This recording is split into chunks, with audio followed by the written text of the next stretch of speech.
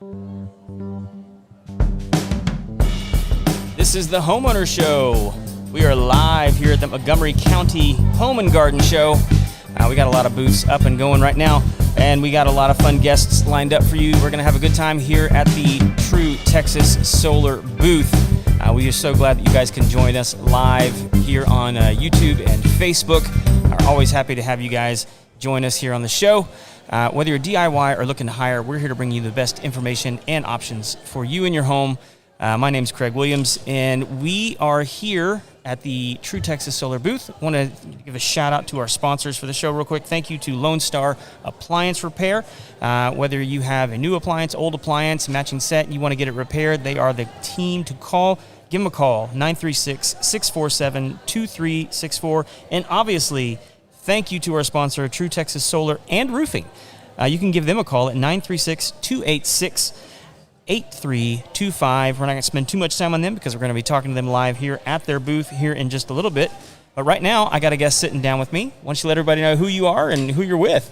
My name is Deanna, and I am with Operation Pets Alive. We are the largest no-kill animal rescue in Montgomery County, and we've been doing this now since 2011, so we've got some time under our belts and trying to do what we can to make Montgomery County a no-kill county by pulling. We are all volunteers, and we are all foster-based, so all our animals are in foster homes, learning how to be proper pets, and we pull from the shelters mainly. You talking about like other shelters? Yeah, we pull from Montgomery County and Conroe Animal Shelter, and to try to alleviate the pressure that they are under because so many dogs are being turned in, and they're just great pets. And we have 4 major programs. We do the adoptions. I'm head of what they call TNR, Trap, Neuter, and Release of feral cats. If we can get the cats to stop reproducing, there's so much less in the county shelters and the city shelters. Yeah. As of right now, it's been a really long time, years, since either shelter has had to euthanize for space for cats because we are on the ground working very hard. We've done about 2,000 cats so far this year. Oh, wow. And how do you guys get your funding? Well, donations. Donations. Is it strictly donations? We're the public has to finance us. Okay. Because that's how we operate, is just donations. And you guys haven't done any grant programs or anything like that? Sometimes. But grants are hard to get. Oh, yeah.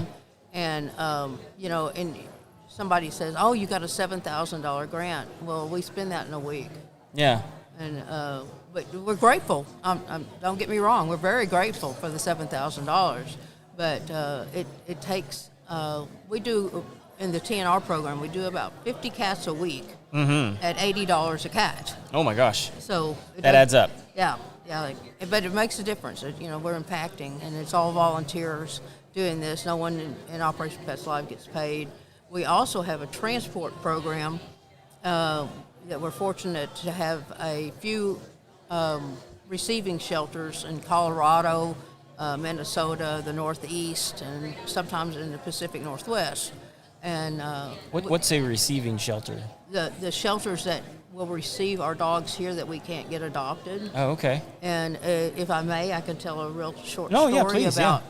I had Gloria. I pulled Gloria from the Conroe Animal Shelter in January of 2024. She had 12 puppies. She was a black shepherd. It was a job taking care of those 12 puppies, but it was my pleasure to do so. She was heartworm positive, so we had to put her through heartworm treatment, which is about $1,000. And then after that, I had her for a year and 8 months with no applications for this precious baby. And we were able to get her transported to a very small town in Minnesota called Blue Earth. The town's called Blue Earth? A town called Blue Earth. I'd never heard of it either, but I'm grateful for them. And she was adopted there by a lady that drove 2.5 hours from Iowa to meet her with their pit bull. And Gloria and the pit bull got along great, so she got to go home. The lady had severe sleep apnea, and she sleeps with a monitor. Yeah. And the power went off of her monitor, and it did not go off when she quit breathing. Oh. And Gloria woke her up. Oh my gosh.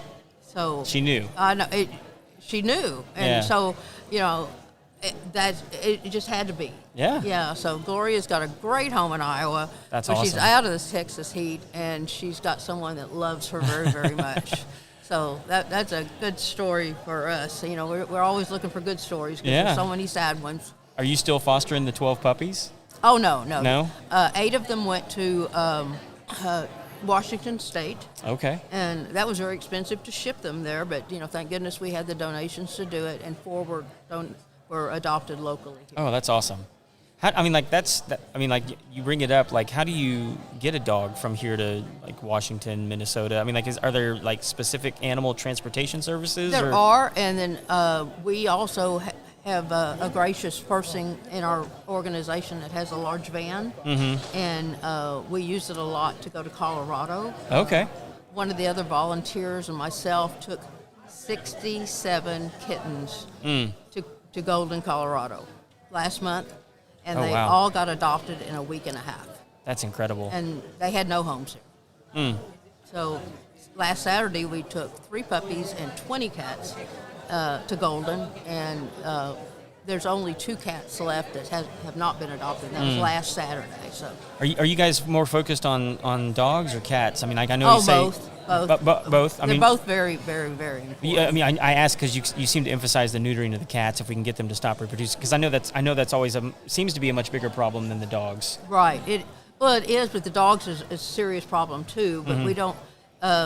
Dogs cost a lot more because they weigh more. Okay. To get them altered, but we do. That's one of our main programs that we're really focusing on, is trying to help the public with their dogs. Yeah. We do have a low-cost spay and neuter program. Depending on your income, it could be as low as $60, and we pay the rest. Okay. And so, everybody can see our programs and everything about us at our website is www.operationpetsalive.org. Okay. And so if you would like help getting your dog spayed or neutered, go under programs, fill out the form. We have volunteers that will contact you, make the vet appointment. We let you make the vet appointment because we don't know when you're available. Right. And get your dog taken care of, get it spayed and neutered, and if it needs vaccines, they're really low cost. Yeah. Through our program too. So we just want to reach out and help and focus on the animals because a dog can have 10 or 12 puppies, sometimes more, and and nobody wants them. So let's not have them be born. Well, sure. Yeah. No, I mean, like, one, it's just irresponsible if you're going to be a pet owner to not maintain the health of the pet and do what you should do to be a responsible pet owner. But do you guys work with the county? Yes. Do you have a good relationship with them? Yes. Okay. We do. So, I mean, like, I've seen Mark Keogh out lately doing a lot of promo work for the shelter. Like, hey, we got pets in here. We're overrun with them. We need you guys to foster. We need you guys to adopt, which is a great message to get out there. I mean, like, it's a crisis situation. Yeah. And we're just trying to fill in the gaps. We're, like I said, we're always looking for people that are willing to foster. But that's not the only way you can volunteer for us. We need data people. We need people to do events. This, yeah. Yeah, we're a lot of fun, and come hang out with us. Yeah, for sure. And and we work together with other rescue groups because we're all shooting for the same goal. We don't compete with rescue groups. We're all in the same boat. Yeah, we want to get them into safe homes, get them healthy. Yeah. So and each group has their specialty of what they focus on. Yeah. Well, I've got another guest sitting in the wings, but real quick, let everybody know again the website. Is there a phone number or anything? We don't have phone numbers since we're all in individual homes, but the website is the best, and we have a Facebook page too. Okay. But the website is www.operationpetsalive.org.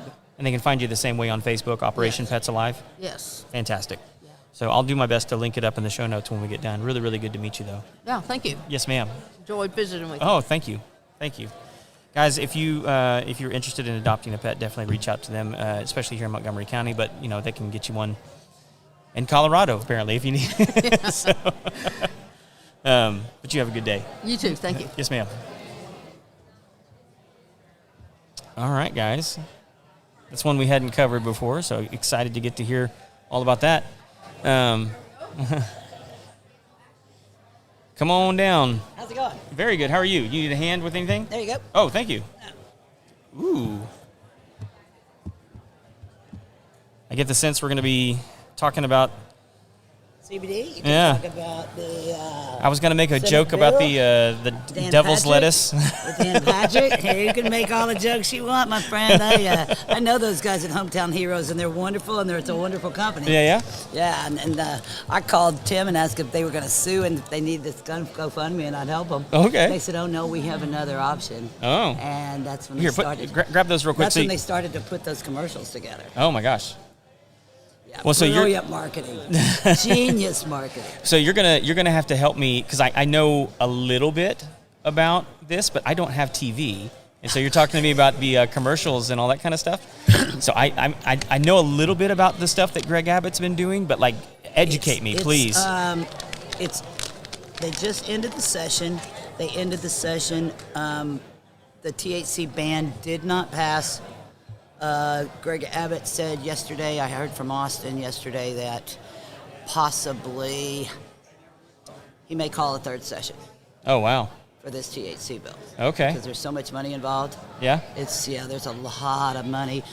The thing is that we're hoping for, and praying for, is that if Trump decriminalizes cannabis from a federal level, then if Abbott bans it, he's going to look like an idiot. Because it's gonna be it's gonna It'll be override. Yeah. Federal, and so Abbott, if he passes this bill, I gotcha. It may come back on Abbott. I So gotcha. that's kind of, we're hoping. As of last Thursday, we thought this was killed and done, and we thought we really? were good for another 2 years. Jeez. Until Abbott came on yesterday and did a press conference and said, don't be surprised if he calls a third session. Yeah. I mean, I even saw some people on social media this morning taking Abbott to task, saying like, well, we know that it causes mental disorders, and we know that it does this, and blah, blah, blah, blah, blah. And I'm like, do we? No, we don't. Do we know that? And the falsehoods that Patrick was spewing, and I could tell you as an example, I have a 420 milligram edible. Okay, it tests out exactly the way it should test at under 3% in Texas. That's our maximum. Sure. But we advise people, don't eat the whole thing all at once. Sure. I mean, so we had a customer whose dog ate the whole thing. Oh, geez. We do not advise giving your dogs THC. Don't do it, okay? But she called and she said, Catherine, is my dog going to die? And she said, according to Patrick, my dog's going to die. Right, yeah. And I said, no, your dog's not going to die. He's going to be a little groggy and a little messed up for a couple of days. But he's not going to die, I promise you. But that's what's happening out there. They're this fear of the unknown. Yeah. People that have never tried cannabis. There's millions of people that depend upon it too for a daily basis. Right. To get through their pain, their anxiety, their everything. Right. So Wasn't it like, okay, so like there was the famous film Reefer Madness. Reefer Madness. That is exactly what we thought about what Patrick was Yes, doing. and like Putting wasn't the it fear, like okay? we're all gonna die if we take this. Look, I'll just put this out there. I have never smoked anything ever in my life. I'm not a drug user. I have Right. but I have zero problem with this because like it just seems like such an obvious thing to be like, okay, yeah, some people are allergic to peaches and it'll cause problems for you, right? I mean, some Peanuts even. peanuts, Right. Like, are we going to ban peanuts? I mean, like, and peanuts seems to be a really Very bad common one allergic that can reaction. kill people. Yes, yes. They actually kill people. Yes. But this one, like I read up some of the history, like the Reefer Madness one, and that was like backed by like a guy that owned a newspaper business, and he was concerned about hemp being used as a paper replacement. And it's like it's just like the rabbit hole is just so deep on Yes. like villainizing And this it thing. goes back so far. Right. That's if you want a good laugh, watch Reefer Madness. Watch Reefer Madness. I even like because the it's so outdated. the spoof on it from that '70s show that they did, which was hilarious. Yes. So funny. Yes. So, but like, I mean, just case in point, like my grandmother before she passed away was using cannabis for her joints. Oh yeah, absolutely. I mean, she wasn't smoking it or anything. I she have she a had lot cream. of customers that are older than 65 and 60 Yeah. and 80. And I have one lady that says, "You mean I can lick this lollipop and get high?" And I said, "Yes, ma'am, you can." And she said, "During the day?" And I said, "Yes, sweetie, you're retired. You can lick You it can do all what you want. want." Lick yourself to happiness, sweetheart. Yeah. Yeah. To me, it seems like we ought to be treating it a lot like alcohol. Well, and I've had my company for about 9, almost 10 years now. October will be 10 years. I found CBD for my sciatic nerve. Somebody handed me a gummy. And I said, "Yeah, right, this is going to do nothing for me, whatever." Right. 30 minutes later, I had no pain. And I'm like, I've been eating ibuprofen for 20 years for this sciatic nerve pain. Yeah, which is wonderful for your liver. Yeah, exactly. So I found that, and it worked for me, and so I set out to find an all-natural product. My daughter said, "Mom, that gummy had a bunch of crap in it, Right. artificial crap." So I set out to find an all-natural gummy. Well, I found a company out of Colorado Springs. I went out there, spent 3 or 4 days. It was kind of like Catherine went to college. They educated me. They took me down to their grow farms, which were in Laguna, which were like, I walked in and it was as big as this facility. It was an old Walmart. I'm like, dang, this is the best Walmart I've ever been in, full of plants and everything. And then they took me down to the farms, and they were practicing all-natural farming.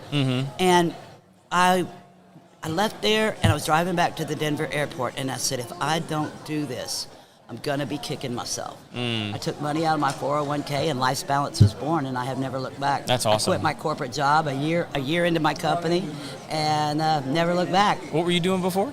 I was corporate America. I sat on board as a director. Oh, really? I was on the Women in Cable Telecommunications Board of Directors. Oh, wow. I used to run cable all across this country. And now Life's Balance was born.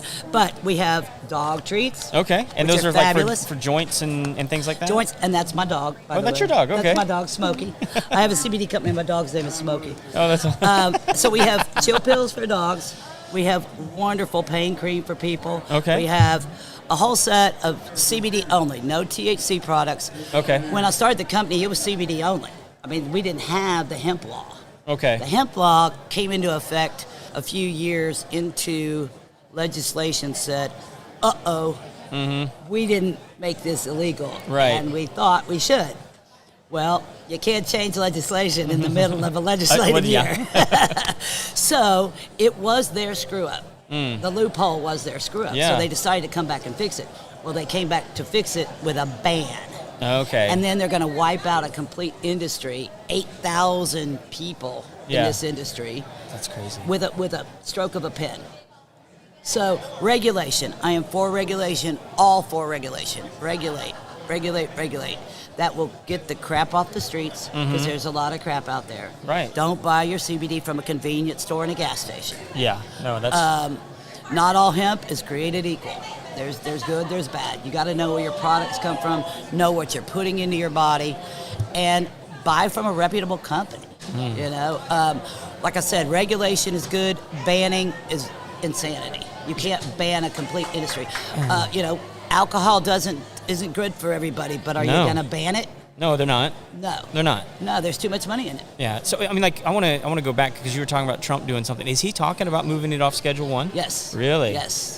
Has he made any sort of indication of like where he wants to put it? Schedule 3. Schedule 3. Okay, He that wants makes to more move sense it to from me. 1 to 3, because 3 makes it medical use. Yeah. But you know what else that opens up? Let me open up this can of worms. Opens up for pharmaceuticals to come right on in. Yeah, And big money. Here comes the big pharmaceuticals if it's a Schedule 3. Yep. But that's what he wants. I mean, And that is the compromise, though. I mean, Yeah. like, I think people are going to have to. Right now, it's like the devil you know. Yes. You know, but like, Yeah. do you want I don't the think devil there's you don't? I don't know. Anybody out there that doesn't know somebody that's using some sort of cannabis in some way, shape, form, or fashion. Right. Their mother, their brother, their sister, their grandpa, their grandma. Yeah. You know, somebody, their dogs. Somebody's using some form of it. You know. Yeah, Because it's good for your body. Well, because like there's you can get like a medical release for it right Yes. now, right? Yes. Somebody was telling me there's a problem with doing that though. It puts you on like a list. I want to say, don't quote me on this or anything, but I think I remember it being like it'll put you on a list where it makes it more difficult to like buy a firearm, or I'm sure that would not surprise me. because you're using a medical substance that, in their opinion, That would debilitates put you on a yes. I could see that. also, like put you I on a don't list. agree with it, but I could see it. I don't agree with it either, but I think it puts you on like lists like that where it makes it more difficult to get like a commercial driver's license for like a semi or something. I'm glad I just got my carry license. Oh, did you? I just applied for my carry license. Yes. So, but I think that only applies to people with like the medical card. Right. But I understand that the legislation passage this session, where they expanded the Compassionate Use Act, right, which opened it up to different other ailments and diseases and that kind of thing. Yeah. So it opened it up a bit.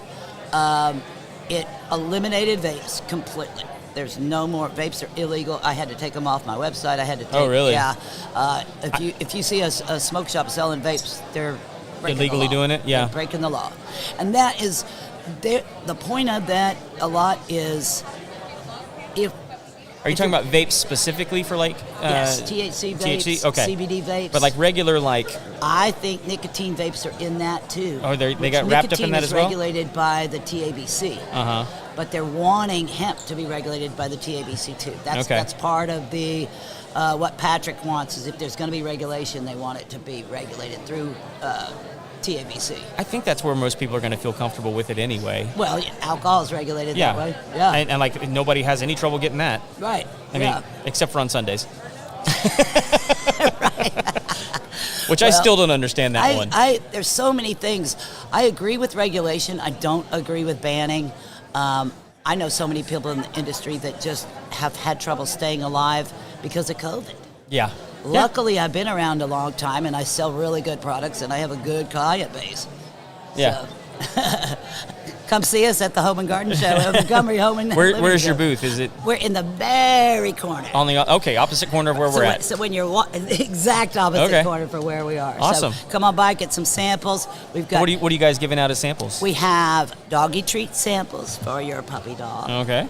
We have pain cream samples for your joints. Okay. And for people, and then we have some regular CBD gummies. Oh, awesome. For people.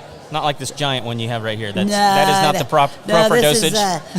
This is our friend Carlos. Carlos and Charlie. No, lifebalancecbd.com. Come see us. We'll get you great show prices today. And thanks for having me. Of course. Yeah. And you guys are on social media and all that kind of You stuff got as well? it. Awesome. Lifebalance.com. Thank you so much for sitting down. You Really, bet really it. good to meet you. Thanks, man. Oh, thank you. No, No. You told me you don't do that, but I would have left you a lollipop.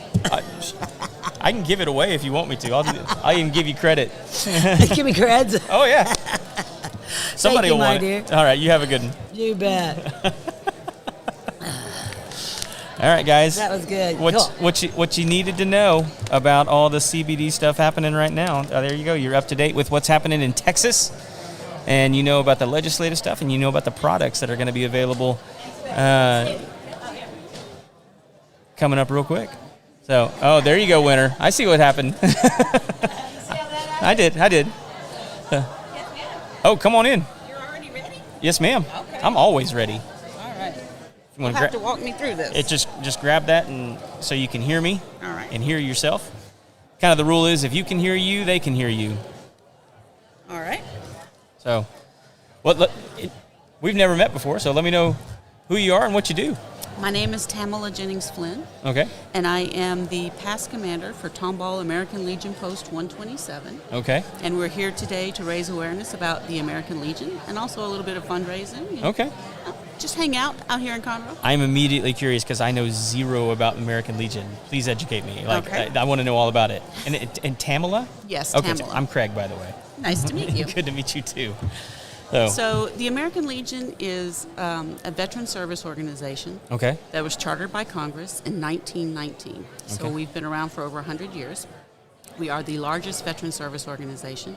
And the point of the American Legion is to basically bring the issues and awareness of what veterans face back to Congress so that we can bring our issues forward in our government, basically. Okay. But our biggest purpose is also to serve the needs of our veterans. Okay. So we have 4 pillars of service. Our first pillar of service is always our veterans and our active duty military for rehabilitation and service. And our second pillar of service is our children and youth. So we have different things that we do for children and youth that include like American Legion Baseball, which I'm sure you may have heard of. We also we support scouting, things like that. So is this for like children who are the children of veterans? No, for all children For and all youth, children. for our Okay, communities, I got you. yes. Okay. So our third pillar of service is national security, which in Tomball and probably in Conroe too is basically more about flood relief efforts, supporting our Okay. local firefighters and our police officers and EMTs and that kind of thing. Yeah. And then our fourth pillar of service is Americanism. And so we have scholarship programs for kids to talk about our Constitution. Okay. We also march in parades, we do flag retirement ceremonies, we do funerals, unfortunately. So we do a lot of things to be actively involved in our community. Yeah. And because it's a nonprofit, then we also can get active in our community, and if there's a program or something that we want to develop in our community that's unique to our community, we can do that too. Right. So is there something like unique that you guys are doing here? You're in Tomball, or? we're in Tomball. Okay, so there is a Conroe post as well, but we just happen to be out here today. Sure, yeah. Why not? So in Tomball, we do a lot of things. So we're lucky enough in Tomball to have a veterans clinic in Tomball through the VA system. Okay. And so we may support them in that way. We may do like lunches, or we may do coffee service there or something Sure, like yeah. that. We also raise funds and support Tunnels to Towers, which is for homeless veterans. Okay. We donate to homeless shelters in Houston. A lot of our outreach is for the Tomball area. Sure. But we can support all over the. Yeah, okay, I got you. So recently we actually raised money for the flood victims, of course. Kerrville? Yeah. So in Tomball, we're lucky enough that we have all 4 of the branches. I want to call them branches, Yeah. but I mean part of the family, Yeah. so to speak. So we have the American Legion, we have the American Legion Auxiliary, which is for the spouses of our veterans and for daughters and granddaughters Yeah. as well. We have the Sons of the American Legion, which is for the sons, obviously, of our veterans. And then we also have an American Legion Riders program out in Tomball. So if you're a motorcycle enthusiast and you happen to be a part of our family, then you can join that too. Interesting.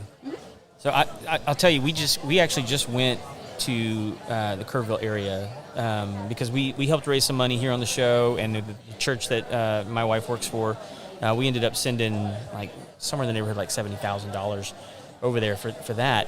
And then we just went over and visited with the organization that we were making sure the money got to the right places. And one of the interesting things that they told us is like, look, stop sending money, stop sending water, stop sending Gatorade. And we're like, what's going on? They're like, look, this isn't like Katrina or any of these other ones in Houston or Louisiana where lots of people lost their homes. They're like, it's tragic, it's awful, but like the people that lost their homes, they're funded, like, and we've got all the money we need, and like all these organizations are now having to like rent warehouses to store all the water and Gatorade that people have done. Like we went over and above to help these people, and it's not to say that we don't need to help them. The thing that they're struggling with right now is they're still doing search and rescue, still searching for people buried underneath the debris. And so that's the people that need the support. They don't need water, they don't need Gatorade, all that kind of stuff. They just need the people.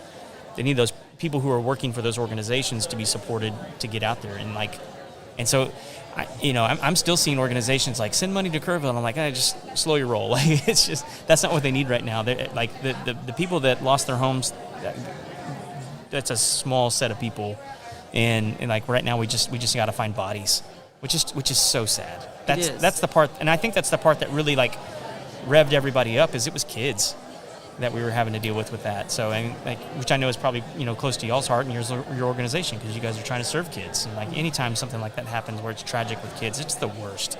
It is. So one of the reasons we did a charity ride just recently, the riders did, and they were raising money to pay for funerals and things like that. Yeah. But you're right, the organizations have reached out and said, don't send money. Yeah.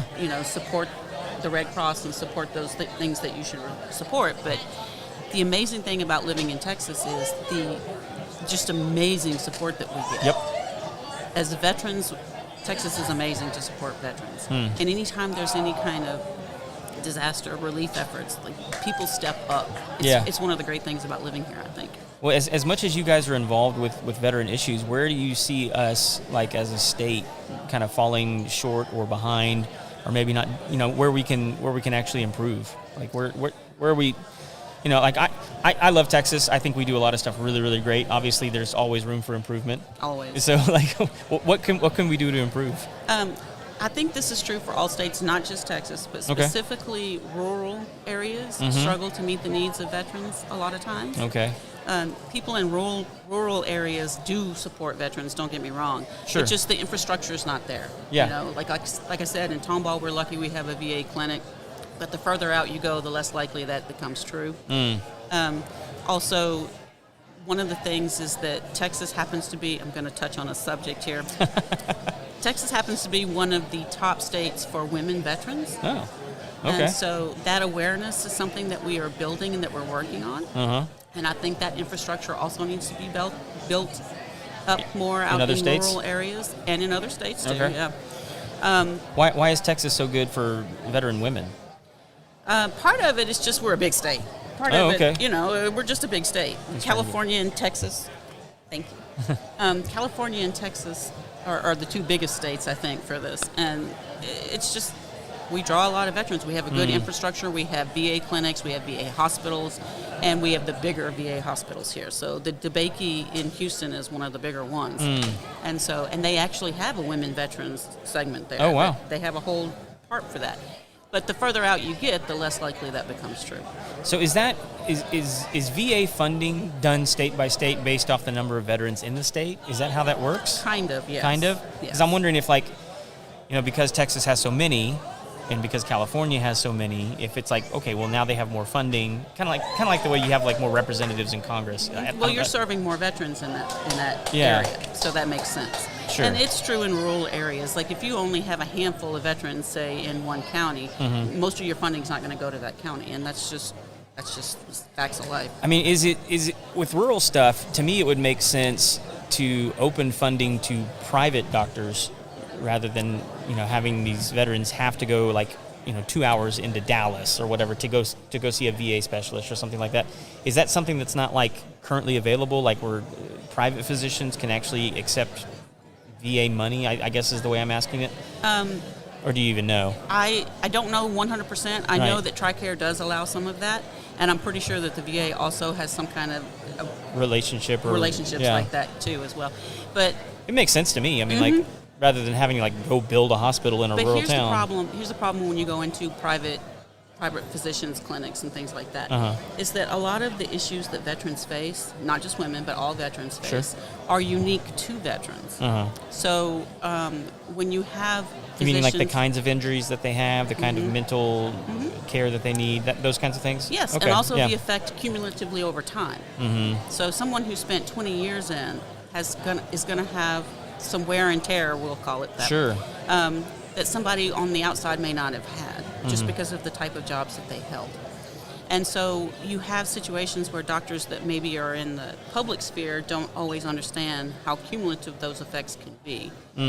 So we kind of make jokes in the Legion a little bit about how every veteran has knee problems and back problems. Yeah. Because of just the work that you do, marching around in boots, whatever. And so a regular physician, of course, knows to look for those kinds of things, but they may not understand the cumulative effect it may have on the joints over time. Okay. And it's just something that when you're in the VA system that they are just more aware of and more able to work with. So this is all interesting. I love this. It's cool. I'm happy to learn about it because I've never just had somebody to talk to and tell me about it. How do you? Is there any requirement to be involved with you guys? I mean, So in order to be a member of the American Legion, you have to be a veteran. Okay. So you have to have served in one of the branches of service. where'd you serve? I was a U.S. Navy mineman, Okay. and so I actually didn't ever go anywhere except the United States. So I was here stateside in Virginia and in South Carolina. Okay. So, but anyway, in order to be in the American Legion, you have to be a veteran in one of the services, and you have to have had something besides a dishonorable discharge. So Okay. you had to have honorably served. Yep. Okay. We don't have specific timelines. So if, for example, you joined and you were in boot camp and you were trying to serve and for whatever reason got a medical discharge, Yeah. you could still join the American Legion. Okay. Because we recognized that the heart was there, the want to serve the United States was there, and maybe you just, for whatever reason, weren't able to complete that length God of didn't service. bless you with the knees you needed. Exactly. But, I mean, we have guys that have served for 20 years, served in battle overseas, who served on board ship during wartime. And then we have guys, or women like me, who, served at a period of time when things were a little bit more calm, a little bit more quiet. Right. Your value of your service is still there. That's awesome.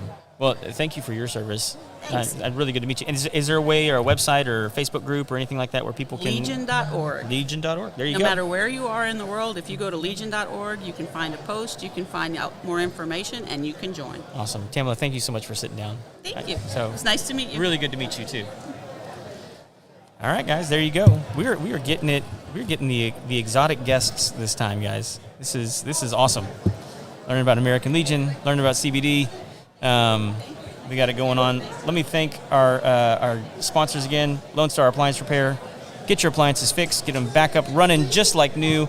936-647-2364. Also, big thank you to True Texas Solar and Roofing.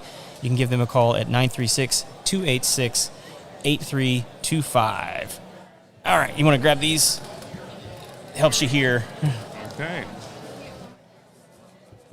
And if you can hear you, they can hear you.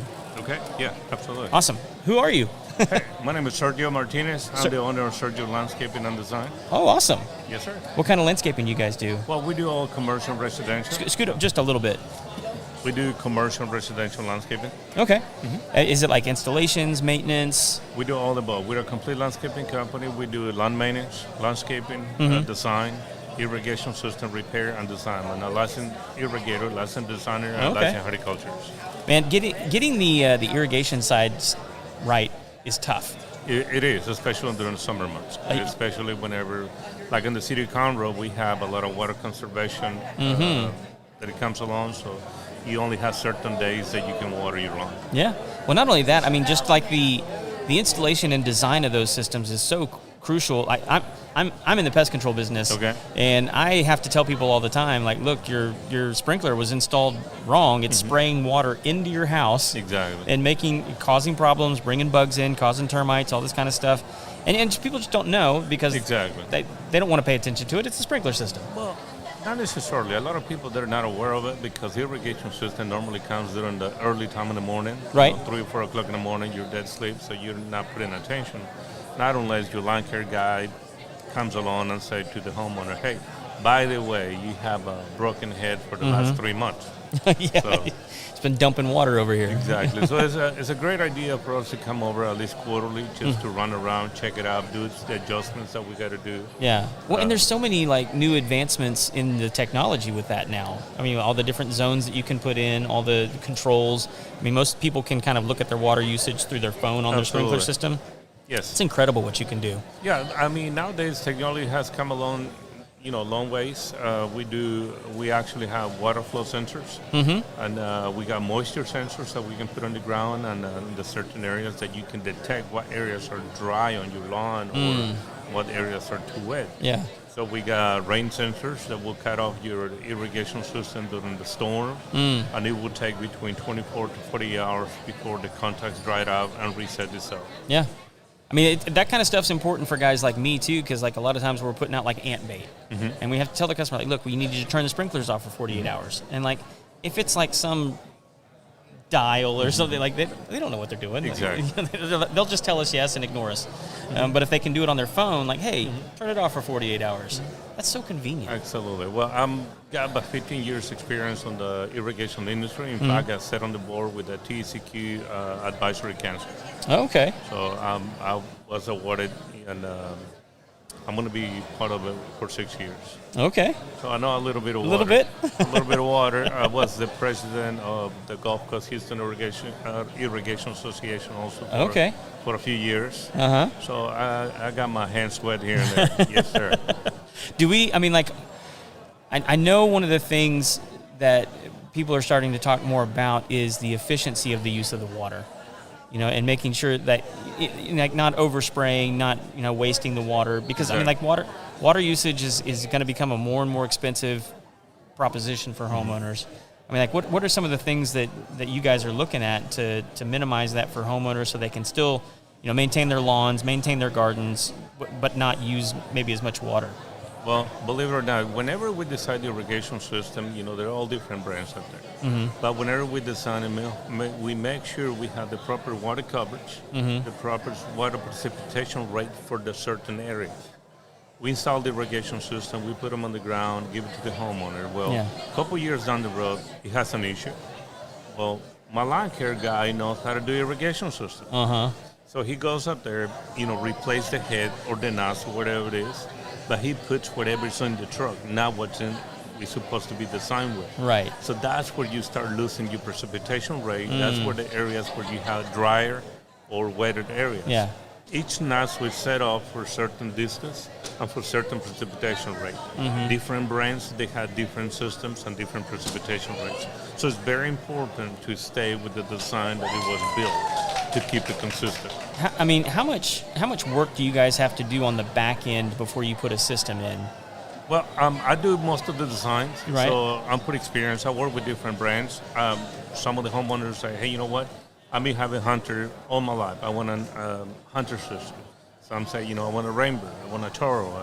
There's all different brands. Right. So when I'm come along, my computer, I know what areas that I need to water more and what's less.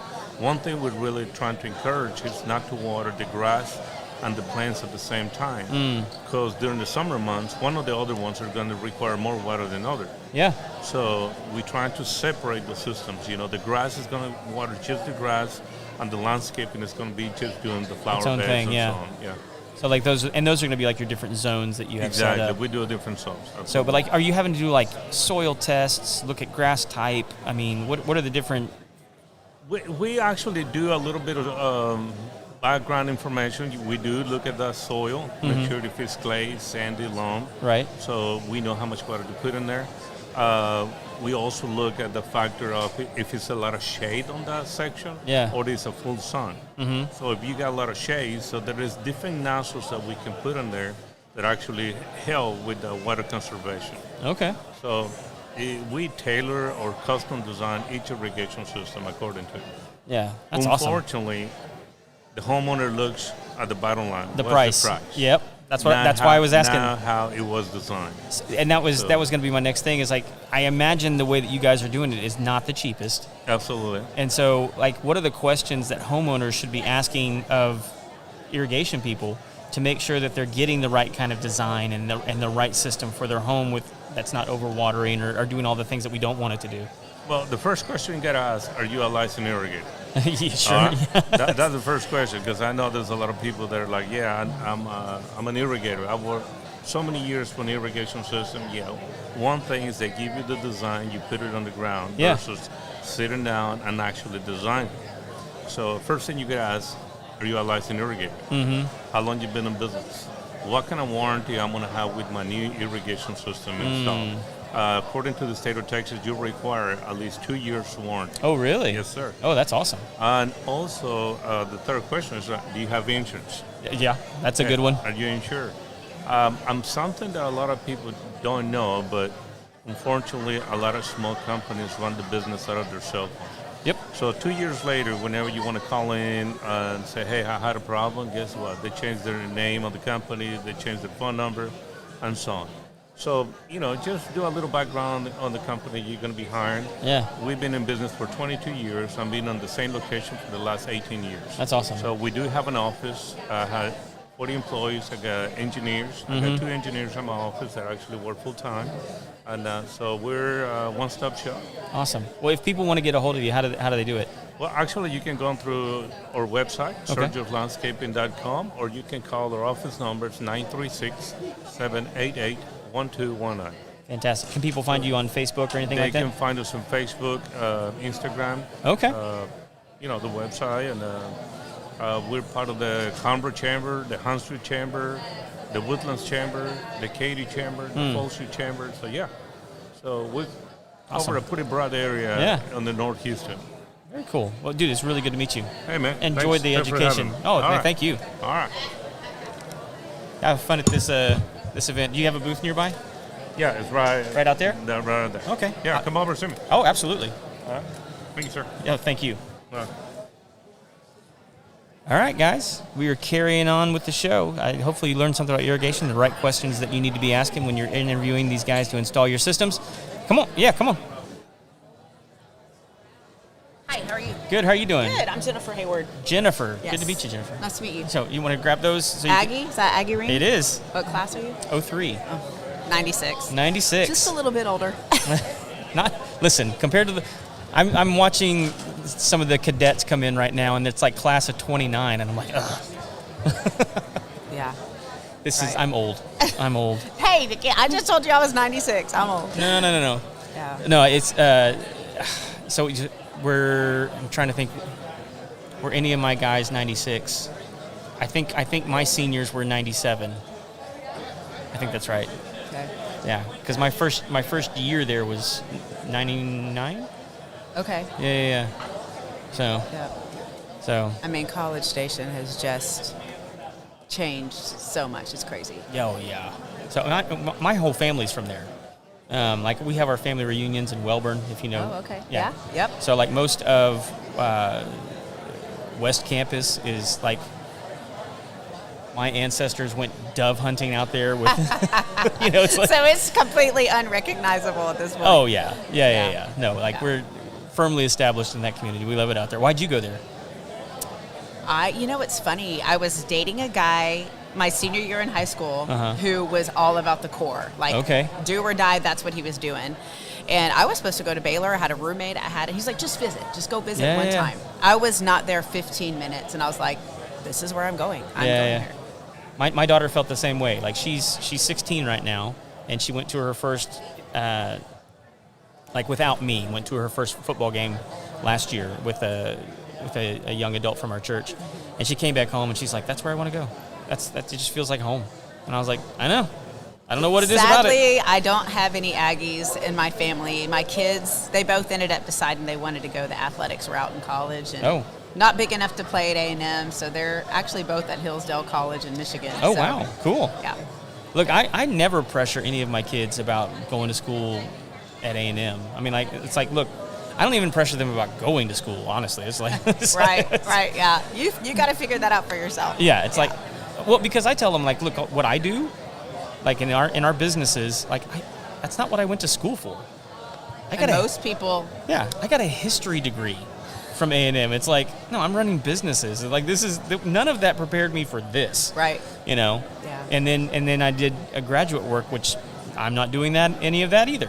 So it's I kind of tell them, look, why don't you spend 2 years going on an adventure? Honestly, go do something that you're going to learn a skill, that you're going to have a story to tell, that you because you're stupid. You're 18. It's something that you can do now that'll be much more difficult to do it later on in life. Well, yeah. I actually was telling my wife that a couple months ago. I was like, man, I wish I had not gone to college when I was 18. And she's like, why? And I was like, because me now knows to tell Craig, you should go cowboy on a ranch in Montana for a couple years.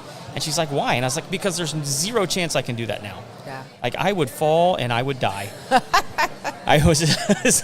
I'd be broken for the rest of my life. Right. I'd go do it if I had the chance, but I would die. Yeah. Just because I'd be having too much fun. Right. But I was like, I can't do that now. Yeah. I could do it then, and I could recover from a broken leg or a whatever. Right. But there's no So anyway, Yeah. what do you do?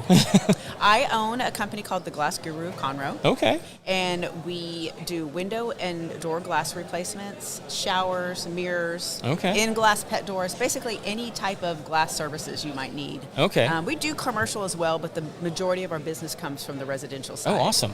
So are you guys actually doing like whole window replacements? We can, but our actual specialty is in reglazing, which means you just take out the old window pane that's foggy, the seal's broken, whatever may be broken. Or maybe somebody shot like a BB gun through it or something like Exactly. that. Yeah, baseball, we get a lot. Golf ball, we get a lot of those.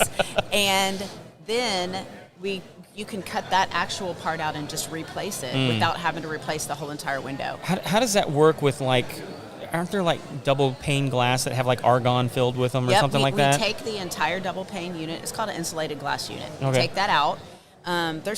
They're called glazing beads, and they're like the plastic stops that are what helps hold it inside the frame. And we just take those off, we cut it out, and we have the exact same thing rebuilt, the same kind of glass, the same, unless you want to upgrade to a different low E for efficiency purposes. And then we have it rebuilt, we put it back in, silicone it back in the frame, and put the stops back. And you'll never even know we were there. Really? Is this like a more affordable option than replacing the window? It's much more affordable. Really? Yes. So like I imagine it depends on the size or something like that. But if I just needed to replace like one pane out of like a 4-pane window, what's that going to run me? I'm not going to around $300. $300. Okay, that's not bad. Yeah. I mean, compared to like replacing all the windows in my house, that's crazy. Like we tell people all the time, if you're happy with your frames, if they're still in good condition, don't spend that money right now. Sure. Because it's a lot of money. Yeah. I may actually need you guys to come out. I had the BB gun situation. Well, it was like it hit it, and it didn't go through the second pane. But so now you can't see through the window because it's full of spider webs. Yes. And so it's a tempered piece of glass then. Yeah, and it's like, do I want to replace the whole window? That seems like that's the struggle in my brain. Is like that's my only option. Now I know a lot of people don't realize that you don't have to do that. Yeah. And that's kind of what attracted us to this model first. The Glass Guru has been around for 20 years. Okay. Is it a franchise or? Yes, it is. Okay, It awesome. is a franchise. Yeah. We've only been in business for about 4 months, but we have hired some installers that have been in the glass business 30 plus years. Okay. We have a shower guy that's all he does is showers. He's been in the business for 15 years. So my husband and I run the business. Okay. That side of things, but then we hired the experts to do the work. Oh, for sure, us, yeah. That's cool though. So how did you guys find out about it? We actually hired a franchise business coach.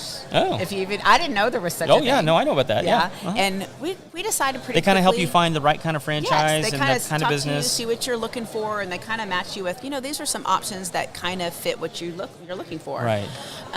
We decided to go the franchise route because the built-in technology marketing that's not our specialty. Sure. So we wanted to pay somebody else to do that, and it's a great business. They give you a business coach that I meet with weekly and kind of help you with what's going on, what do you need help with, and it's been a great business. That's We awesome. wanted something kind of recession-proof. They did really well during COVID when people are sitting in their houses staring at their walls going, what do I need to do? Yeah.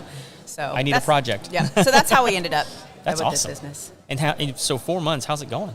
It's going great. Yeah? It's going really, really well. So I know franchises are typically territorial. Yes, Are we you are. guys like just Montgomery County or? We are primarily kind of north of actual Lake Creek, so kind of north of 1488. Right. We've got Conroe, Willis, Montgomery, all the way up to the south side of Huntsville. Okay, nice.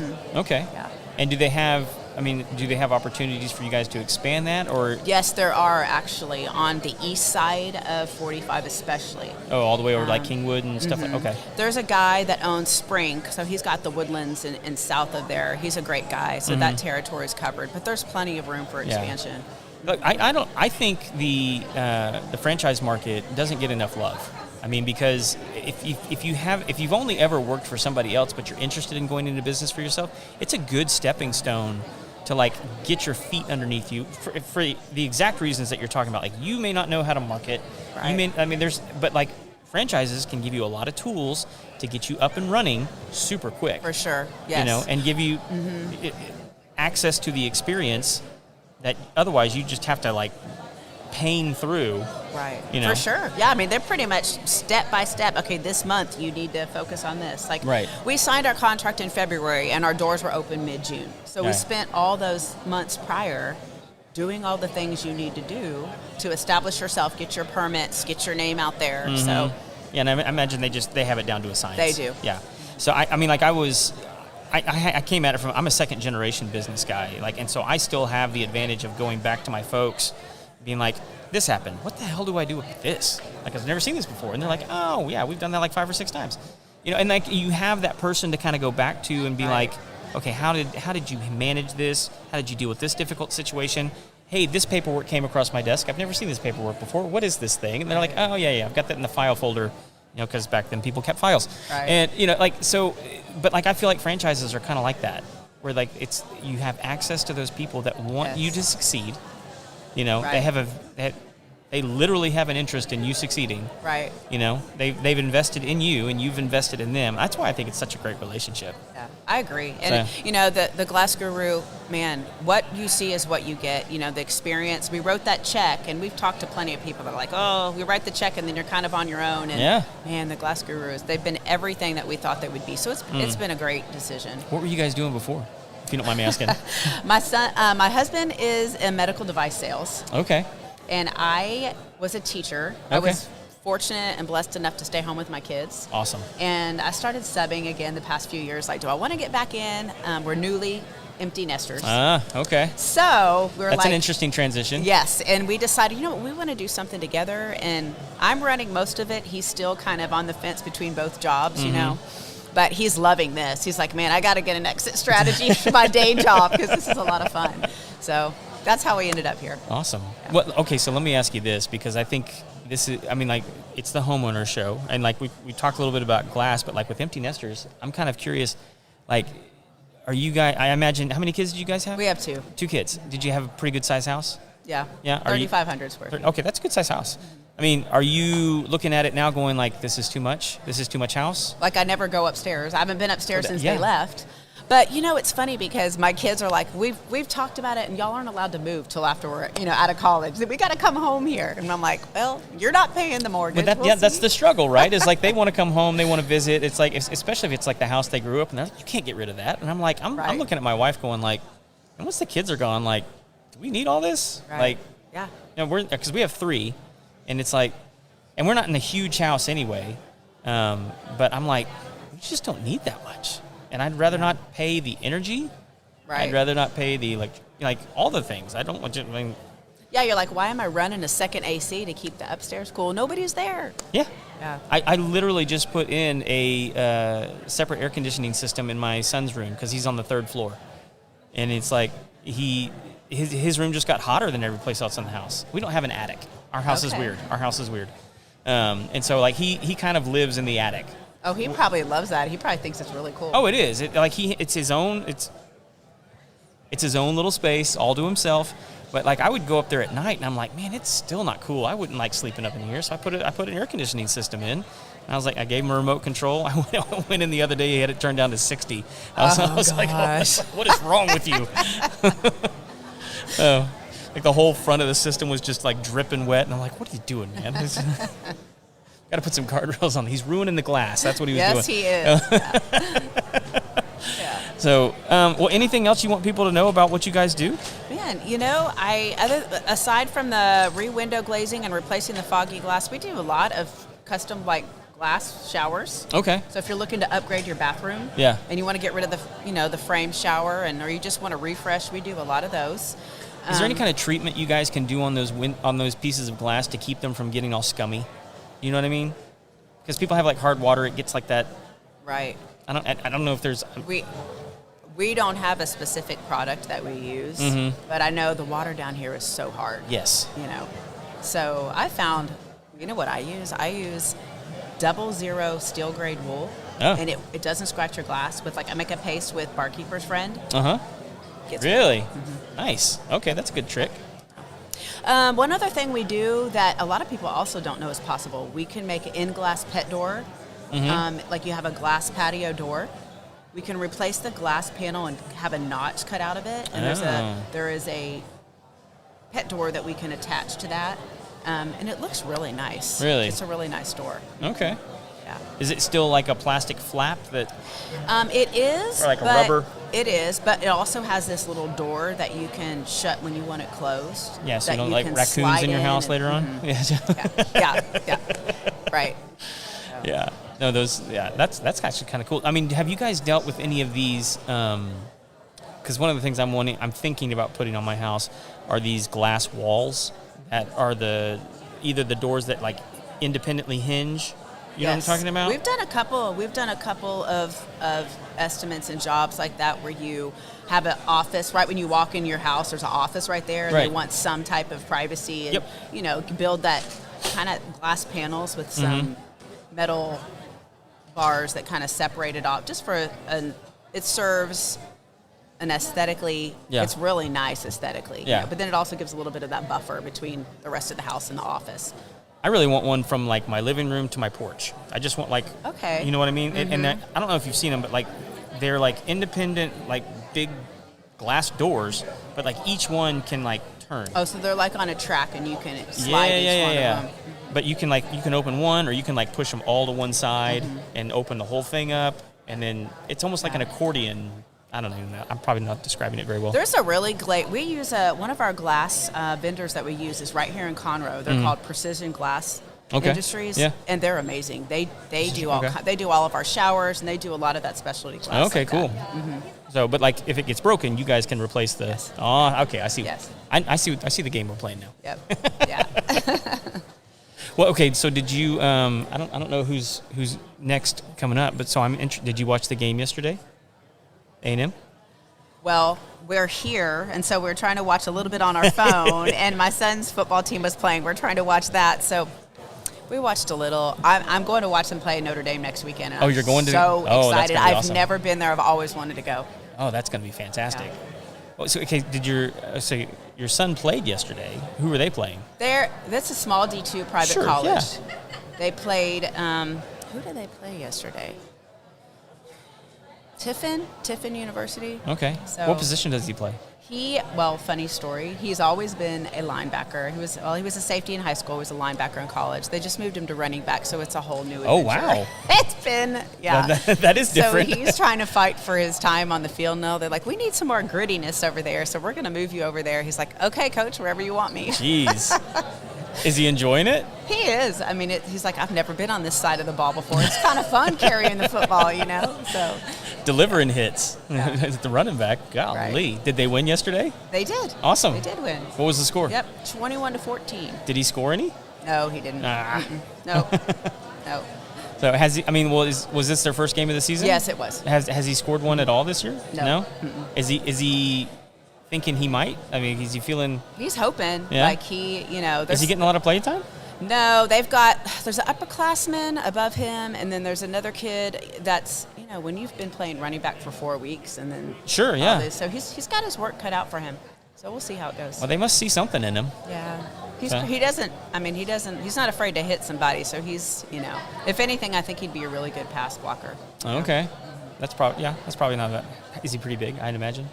He's only about 5'11", just under 6 feet, but he's about 215, 220. Yeah. So he's strong. Yeah. He's got some meat on him. Mm-hmm. Did your husband play football at all? No, he played baseball in college for a couple of years. There you go. So, Got some athleticism. Yeah. Did you play sports at all? I played growing up, but I didn't play in college. Oh, okay. Yep. Did it shock you that he went to go play college ball? I mean, like. A little bit, because he was always going to go to A&M. Oh, okay. And then getting into high school football, and they were pretty successful. They had some good seasons. He's like, you know what? I think I want to go do that. I'm like, okay. That's awesome. Again, it's one of those things. Yeah. You want your kids to do what they want to do, because you can only do it. It's now or never. This is the time. Yeah. Yeah. That's so cool. Well, remind everybody the name of your company and how to get a hold of you and like where to find you guys. Yeah, we're called the Glass Guru of Conroe, but we actually have an office just south of downtown Montgomery by the railroad tracks. Okay. And we are open Monday through Friday, 8 to 4:30. You can find me at if you look up our website, it's just the Glass Guru of Conroe, and you can get in touch with me that way. My name is Jennifer Hayward. Jennifer. And can they find you on Facebook? And Yes, we are on Facebook and Instagram. Okay. Not doing any weird TikTok dances out there or anything? Not yet. I haven't gotten to that yet, no. Could be either. My kids might be like, Mom, don't do that. Please do not. The time will come. The time will come. So, Yeah. Really, really good to meet you. It's so nice to meet you. Thanks for having me on here. Of course. Yeah. Bye. All right, guys. Awesome. We Thank are you. Good luck with everything. Oh, thank you so much. We are carrying on. Oh, you got some? Oh, you are killing it today. You know that? Oh, awesome. She said you're going to pay me $100. Oh, is that what it was? Is that all? So, here, grab these so you can make sure you're able to hear me. Oh. Can you hear me okay? I can. Can you hear yourself? I can. There we go. All right. We're firing on all cylinders. Who are you and what you do? My name is Mickey Wells, and I am a building consultant with Built Green Custom Homes. Built Green. Okay, I've seen y'all's office. Oh, where did I see it? We're Tell- on Magnolia, in Magnolia on Yeah, 1480. yeah. Okay, Yeah, awesome. yeah. Right there by Shipley Donuts, where you're probably stopping. I think I probably passed you guys going to Deacon Baldy's. We have a lot of business lunches there. Okay. Okay, cool. So you're a building consultant. Okay. So are you a building consultant just for that company, or are you explain to me what you do? Okay. I work with Built Green Custom Homes. Okay. Now, what we do, what makes us different than another custom builder, is that we allow you to be the general contractor. Okay. You are going to build the home. All right. We are going to support you in that endeavor. Okay. We have trades. We have building schedules. We have pre-construction binder when you're in that phase, if you're not an online guy. Yeah. We also have a construction binder that helps and has everything in it. We do, when we first meet someone, say, you want to know more about this. I say, Sure, come yeah. on in. We're going to sit down and talk about our process, how it works. And I'm going to do a budget estimate with you. Okay. This is nuts to bolts, what it's going to cost to build that home. Right. We're going to ask about the property. Are you going to need septic?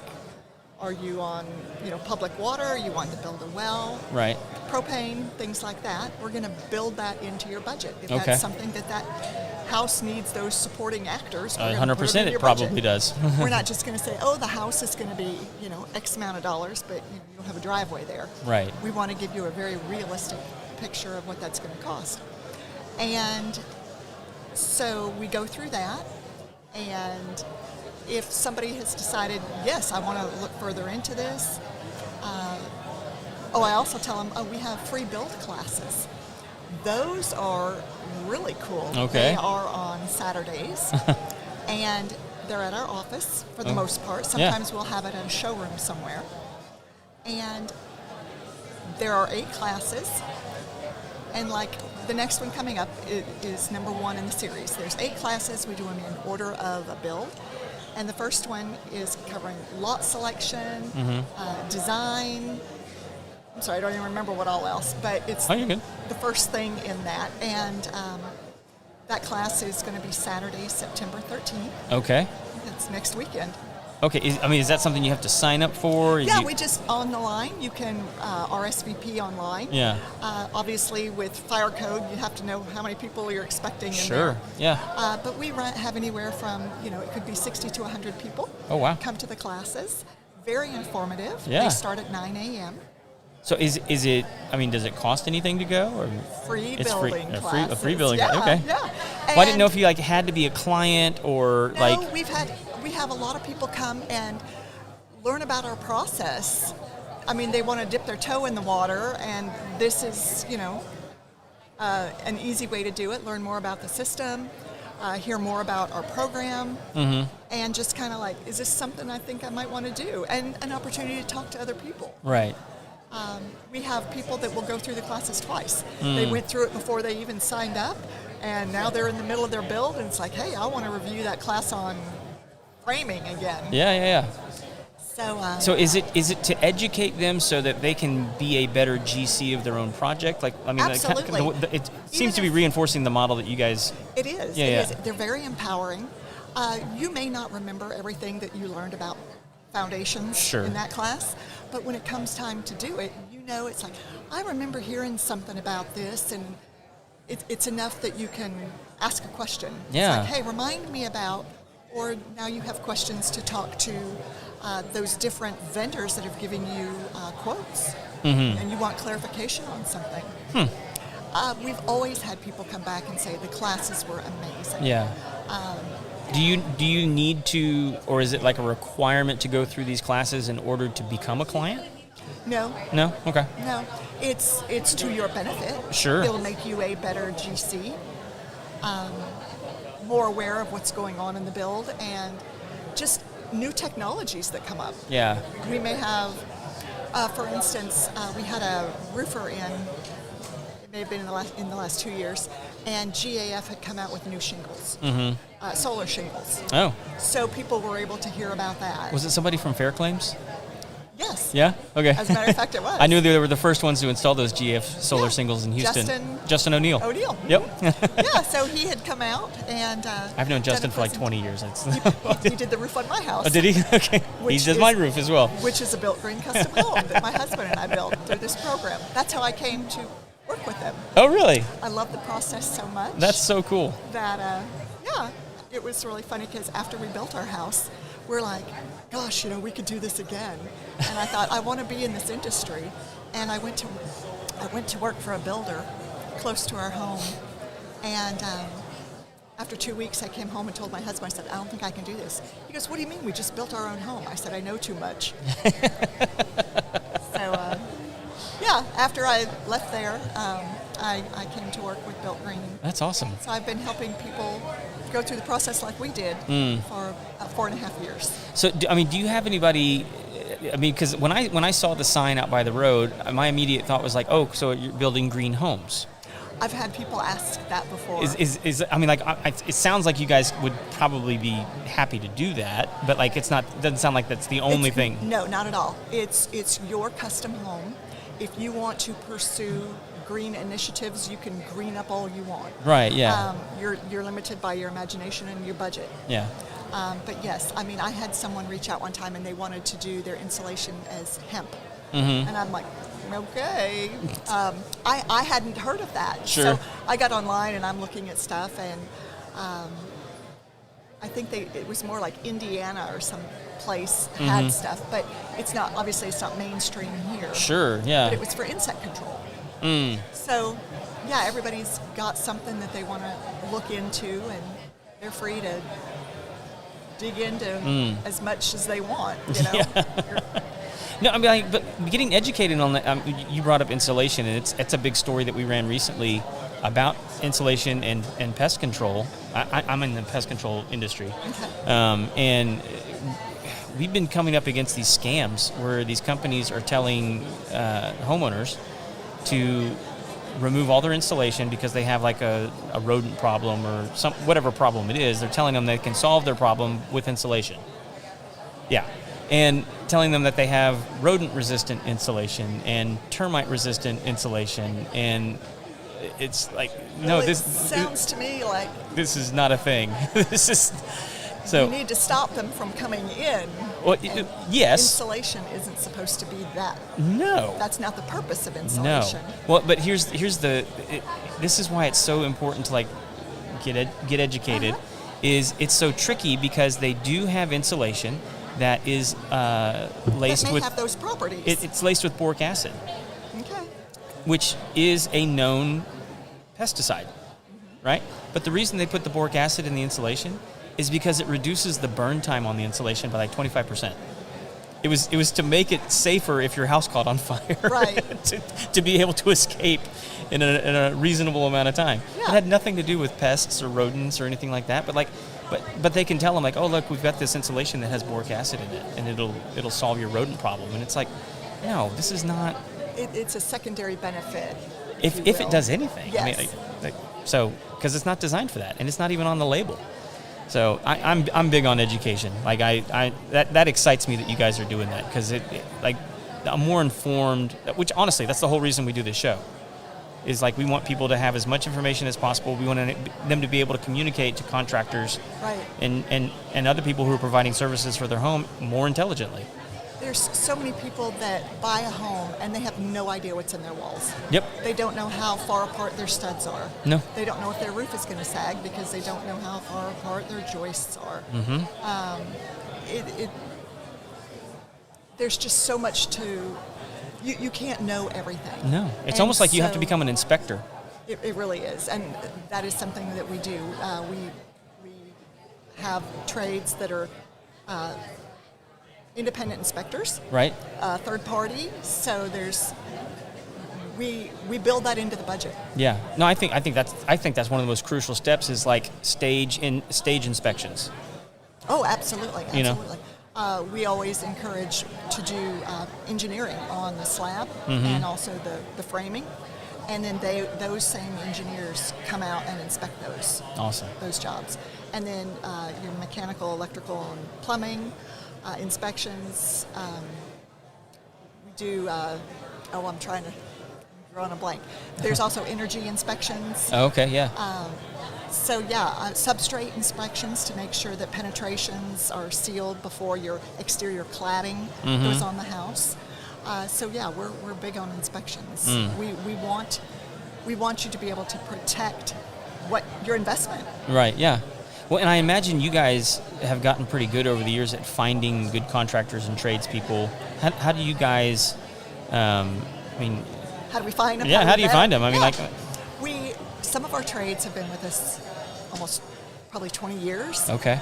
Now, when your plans are ready to go to bid set, we send them out for competitive bids. There's not the built green framer, I got you. the built green plumber.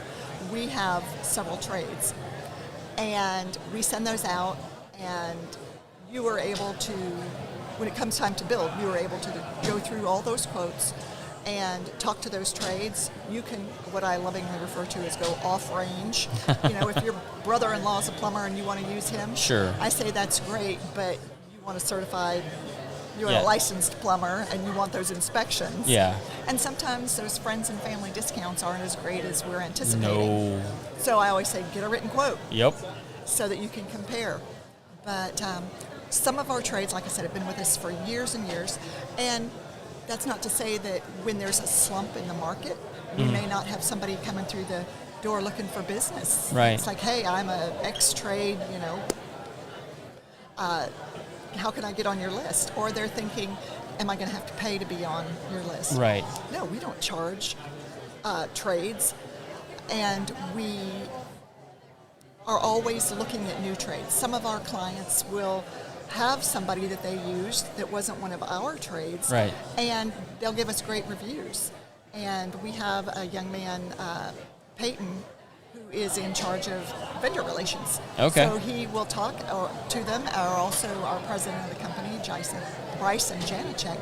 He'll talk to them, or we'll go, we visit job sites, or they'll see something. I've been out, and had one of my folks, they were using painters that we hadn't used before. Yeah. And they were doing an incredible job. So, we'll have a conversation. That's a good opportunity for you guys to kind of bring them into the fold. Yeah. And to have been vetted. We've seen their work, things like that. And you guys are checking licenses, insurance, and all that kind of stuff. To make sure before you were going to recommend somebody. I'd imagine. we want to know. Our reputation is important, and if we're getting slammed with horrible reviews, well, that's not great for business. No. For anybody.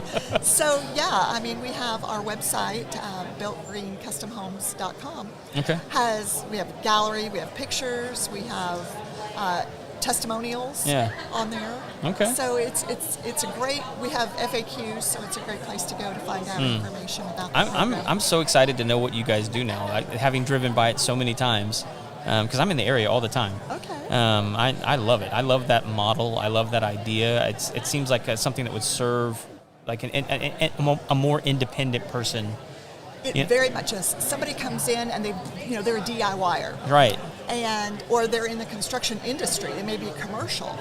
And so they have the wherewithal of how things work, or, how to, they're a project manager. Right. They can follow a schedule. Right.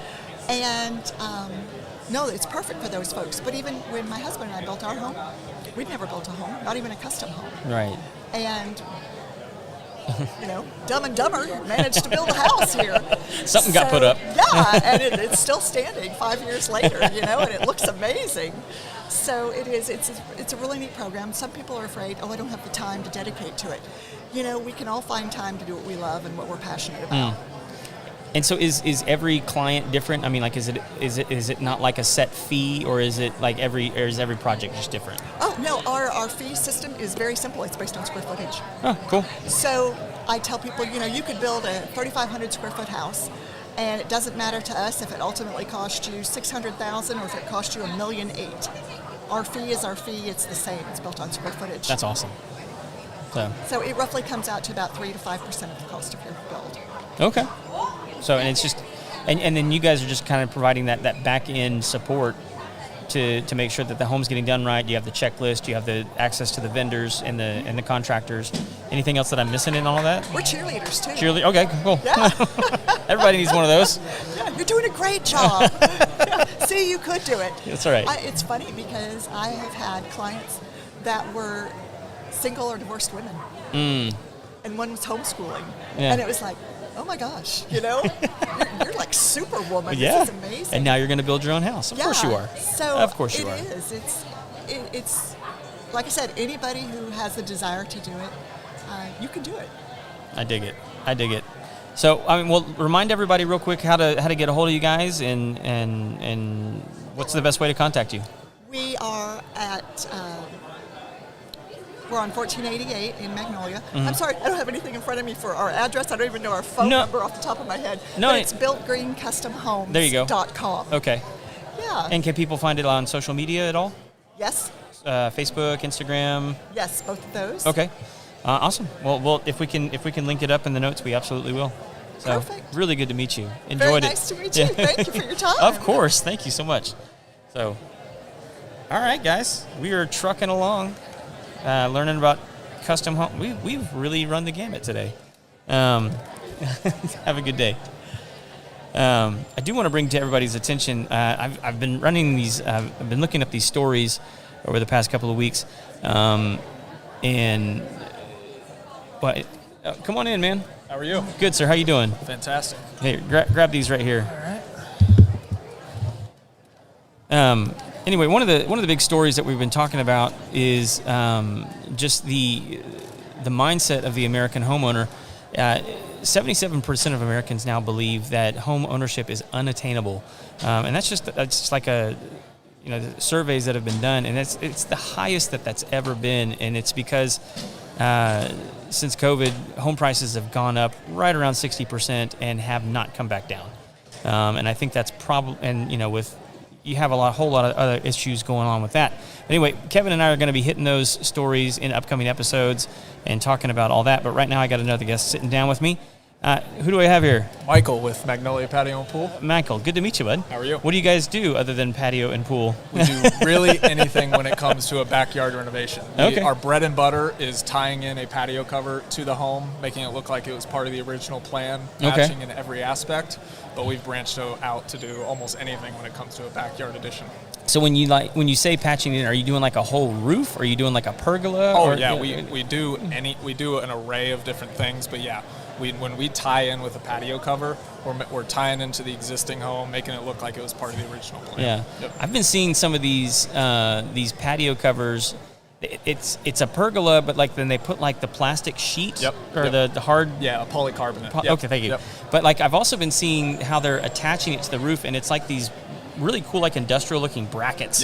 That come out like a roof mount. It almost looks like an exhaust. Yeah, it looks super clean. There's a couple different applications there, but yeah, the versatility of it is truly amazing. Yeah. No, and it just makes it look like it looks. You can tell okay, this was done afterwards, but it also looks like, oh, this was intentional. This was very well thought out. This is very well planned, executed. I dig it, man. Yeah. Very true. So are you guys doing pool maintenance? Are you not as much pool maintenance? It's probably 95% new pool construction. New pool construction. When okay. it comes to our pool work right now, but yeah, that is exploding. That's really become a massive part of our business. Okay. Yeah. Yep. Is it because why do you think it is? And it's truly shocking to see like the industry. It seems like is fighting for these leads, and because of our reputation, we have seen literally the opposite of that. We have been busier than ever for the past. I've been here for almost 3 years. I mean, we have just been booming, growing exponentially. And then I think that connection of having a 16-year-old company with a family name that's also tied to a foundation, the Kaylee Mills Foundation. We'll come back around to that. Yeah. So that gives people a lot of trust, and we're trying to break that reputation that a lot of contractors have. Of just, these people won't get back to me. They don't stand behind their word. We're really trying to break that, and I think people see a family-owned company with a name that David Mills, Wendy Mills, they are community members. I mean, they're known all over the city of Houston, so being able to stand behind that, stand behind the work that we do, because I knew nothing about construction 3 years ago, but being able to go to a company that, hey, we do these things the right way, we over-engineer everything we do, that's been really cool. Yeah. So are you guys, I mean, like, most of the pools you're doing that you're building, are these like the big luxury custom pools, or like these backyard pools? Are you running the full gamut? It's the full gamut. Yeah. We do everything from small, like what we call spools, which are really just. Did you say spool? Yeah. Okay. So basically a very small. We've done some as small as 10 by 10 that are just really to refresh and dip into the water. You can't really swim in those. But there's different needs for different backyards. Different customers have different desires. So we're really able to fit whatever gamut and array of design that people want. I've done some huge, massive $40,000 gallon pools. I've done a couple commercial projects where those are massive. You need large swim lanes for those, but really the array. Dude, I've seen some of like what you're talking about with these spools. I actually really dig them because I mean, like, they're bigger. I mean, they're obviously bigger than like a spa. And like most of them tend to be like 5 feet deep. Yep. But they're exactly what you're talking about. It's a square. You can jump in and cool off, and it's got like a little edge you can sit on. Yep. I dig them, man. They make a lot of sense. Yeah, it's something that I talk about a lot because in my personal experience, I've got a pool where I live currently. Most of the time that we're in our pool, we're on the tan ledge or on the steps leaning against the side. Yeah. The deep end gets used, but 90% of the time, you want to be relaxed, and that is able to accomplish that at a fraction of the cost. Yeah, and you can put like a cover on them. Oh yeah, like a pergola or something like that. We're doing one of those right now. Are you? It's half inside and half outside with a retractable door. Oh, that's cool. It's cool. going to be an awesome project when it's done. That's awesome. I mean, so like, how many gallons is a pool like that? If you're doing like a 10 by 10, like what you said. 10 by 10, you're probably looking at 4,000 gallons depending on the depth. If you're going to 3 to 5 feet deep. Okay, and then so like what's like compared to like, I don't know, like what do you like a standard backyard pool? Like what am I looking at? And obviously no one's going to hold you to it. Yep. Like, just give me a ballpark. What are we looking at paying to put something like that in? For a spool? Yeah. For that, we have a lot of minimums when it comes to that, so I try to maximize that of, hey, if we go too small, you're not getting your full money's worth. Right. But when you're talking about entry for a spool, probably $55,000, $60,000. Okay, that's not terrible. Yep. And that's still all the top-of-the-line equipment with all the same warranties that we offer with the full pool. So if that's truly what your goal is, you're not planning on hosting large parties, then I recommend doing that. And it really seems like the whole saltwater pool thing has kind of died off. It's definitely interesting. Joining 3 years ago, I'm like, okay, what's the difference between a chlorine and a salt pool? I quickly learned all pools are chlorine. The salt pools just have significantly less.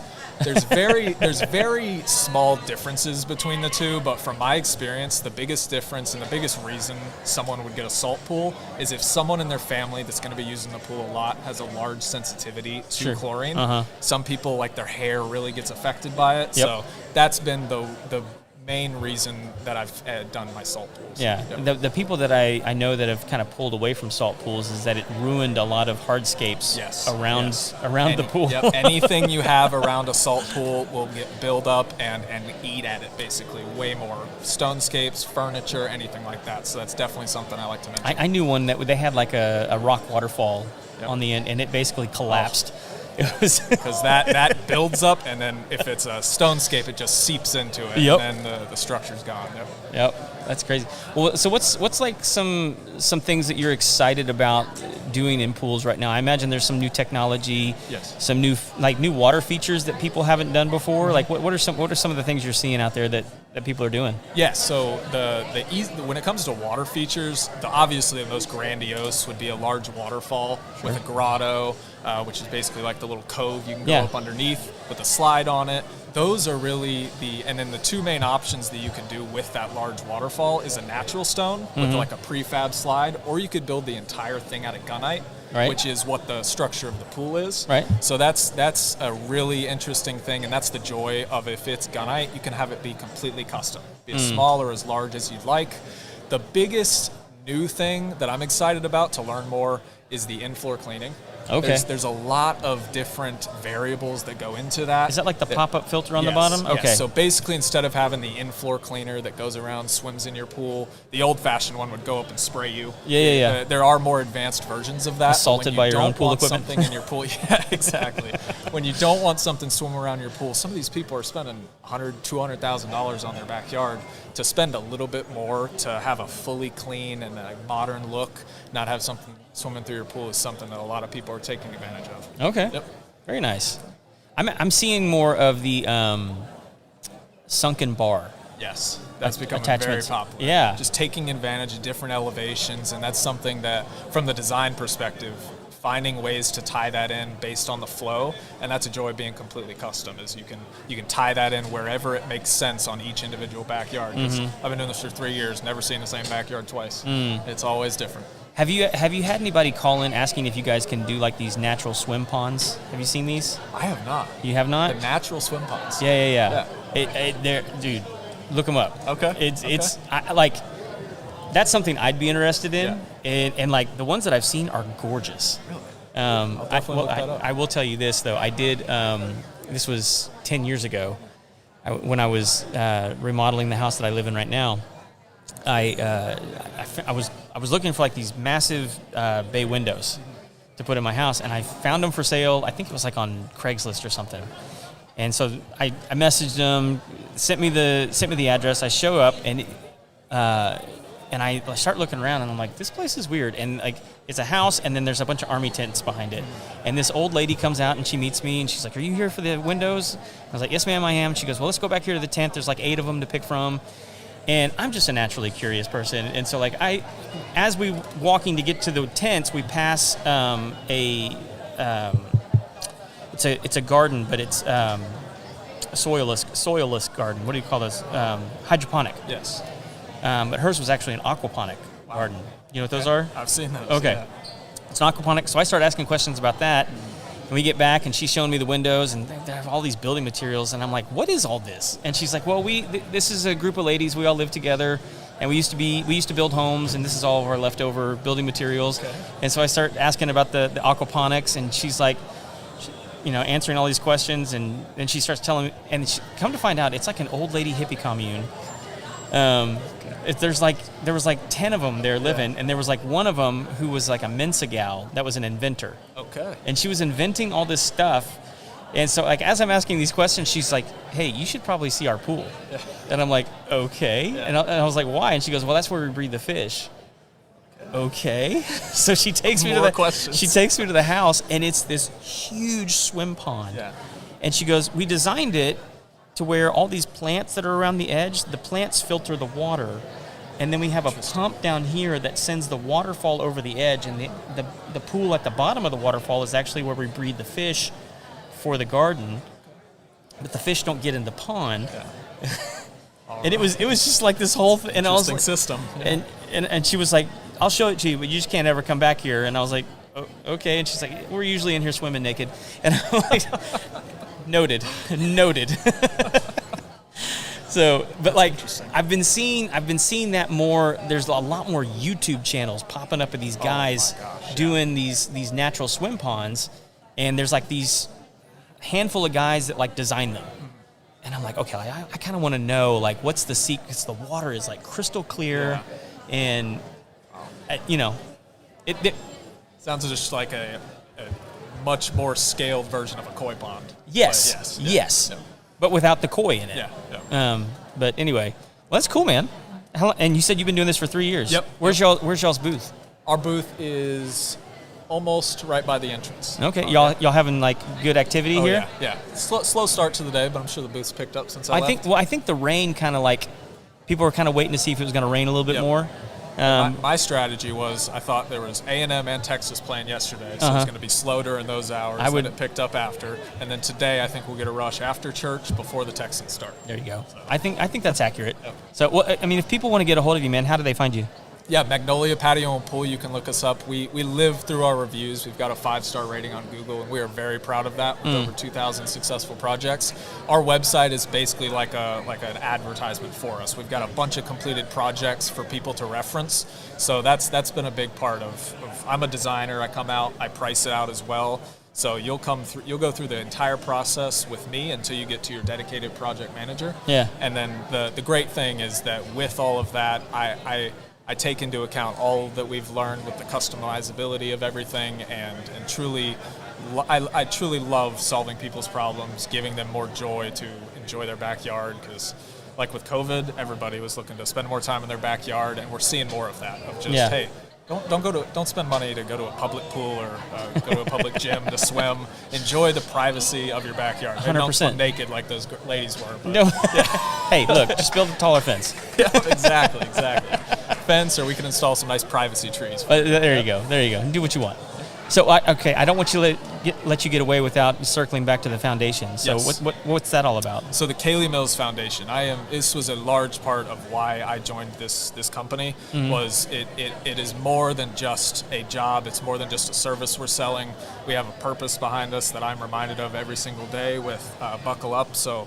Just the quick story, Kaylee Mills was unfortunately lost in high school driving a car. She unbuckled her seatbelt to take a Snapchat, and the car unfortunately drove off the road and flipped, and she was killed in that accident. David and Wendy Mills are the mother and father of Kaylee, so they have carried on her legacy and took a truly tragic incident and turned it into a way to help people, a daily reminder. We're in high schools all the time. We're truly just trying to have as many of those Kaylee Mills stickers on the back of cars to truly just remind people, buckle up. It is not a major, we've already seen major movement in that way. Like when I was growing up, a seatbelt was a recommendation. You're right, So it's already changed significantly, but just continuing to remind people that you matter, people care about you, buckle up, it only takes a couple seconds. Yep. No, I appreciate that. Like my best friend and his wife were actually tragically killed in a car wreck, and they were buckled. But I mean, like it was, even then you just never know. But like take every precaution you can, because it's actually very dangerous out there. Yep. So man, well, I appreciate you sitting down, man. Of course. Really good to meet you. Oh, of course, dude. All right, guys, there you go. We are carrying on with the show, getting to hear about pools, getting to hear about CBD, getting to hear about building a home, getting to hear about who we got next. Does somebody want to sit down and talk about True Texas Solar? You want to?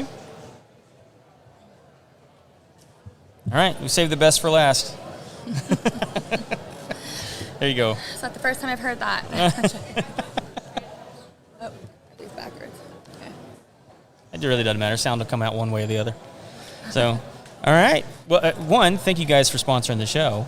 Oh, thank you. Thank you for having us. Of we course. appreciate you coming here. And being Yeah, a no, part this of is us. this is always fun. I think this is like the third or fourth one we've done this with you guys. I know that we've done at least two here, and I think we did one at the Cypress one. Yeah. Mm-hmm. Yeah. Is that the Berry Center that with that one? Yes, sir. It was. Okay, awesome. And we also over at the brewery B52. Oh yeah, we did the one at B52. Yeah, that was the education one. That one was cool. Yep. I want to do another one of those. Honestly, I love that kind of stuff. And Me too. So yeah. So how's it going here? Man, it's been great. This has been a good turnout this year. Yesterday we had a lot of traffic. The weather has kind of been a damper on things today, I think. But Is it raining outside again? I'm not sure right now, but I know it was this morning. So. Yeah. But yeah, we've had a good time. We've got to interact with a lot of homeowners and had a lot of good feedback on solar this year, and it's been pretty great. Yeah. So I mean, like I know things are constantly changing with solar business, but I know you guys are in roofing now as well. But I mean, like, what are some updates that you guys can give us as to how things are working for homeowners Are there still those benefits in place, like the tax credits, and like what kind of things are the incentives for homeowners right now? Because it seems like a lot of them are still in place. Yes, sir. Yeah, so we still have the 30% tax credit. That's going to be going on until the end of this year.